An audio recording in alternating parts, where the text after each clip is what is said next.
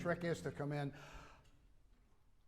as softly as possible, right? In the place. It's very difficult to do. Okay? Good. What I don't have to do here is tell you what to do with your air, because you already know what to do, but do that anyway. Right?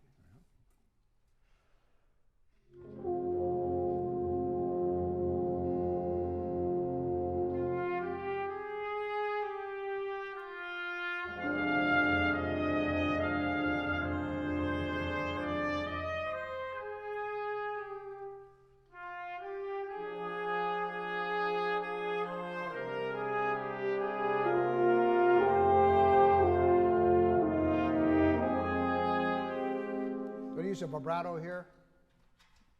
Okay? Yeah.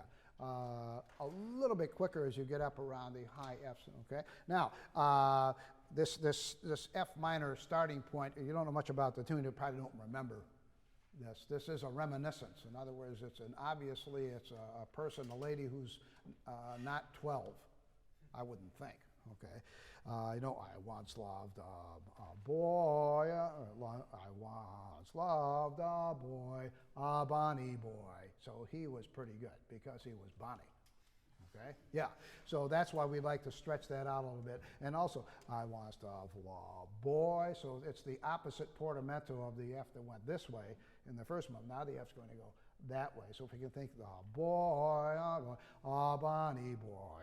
Okay. The other thing you've got is a tenuto A flats. Yeah.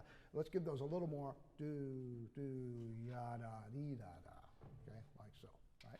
So this hush would be the lady probably in some sort of sedentary position of repose, and for some reason she recalls this bonny boy, and she might be 80, and it just sort of, there he is. So that, in my view, is what it's almost like her breath is coming out, and here comes this bonny boy. So you get the idea?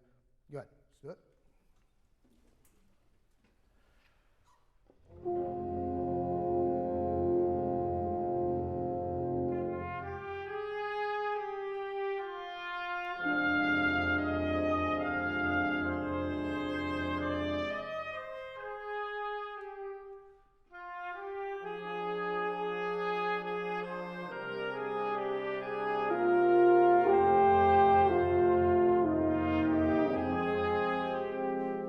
Now we don't want to do any more than that, because the line we're trying not to cross, we're playing piano, is to cross over mezzo forte. So it's a little more subtle than that. Okay, so let's redo that business. That this isn't piano, this isn't mezzo forte, this isn't forte.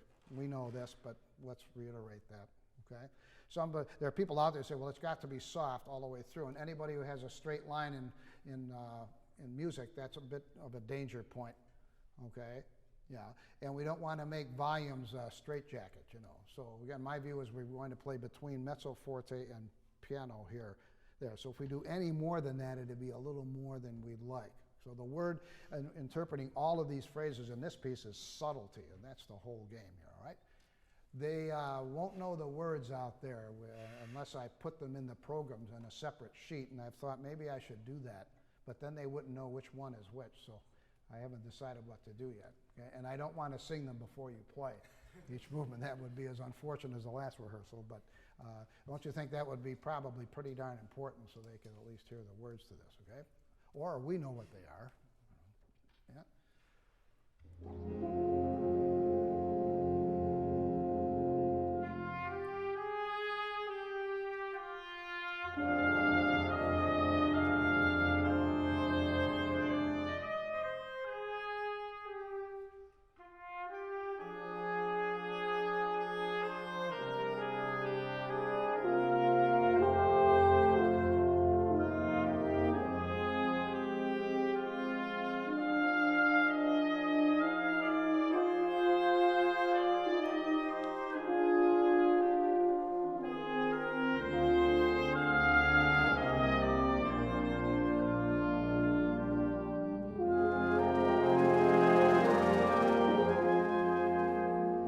Yeah, if you notice, I would prefer that the first crescendo diminuendo is more ba-dee, up to our famous F. F is very popular, of course, you know, a lot of F minor. And then the next phrase where we all crescendo, I'd prefer that that's less the pianissimo that he writes, so he purposely wants this to be softer than the first one that he has.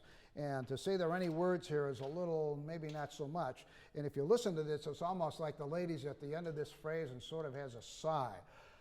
Like that. So if we just sort of that subtle, that would be terrific. Okay, great. Okay. Number. Pick up to 10 so we can play the second phrase. Good. Pick up to 10.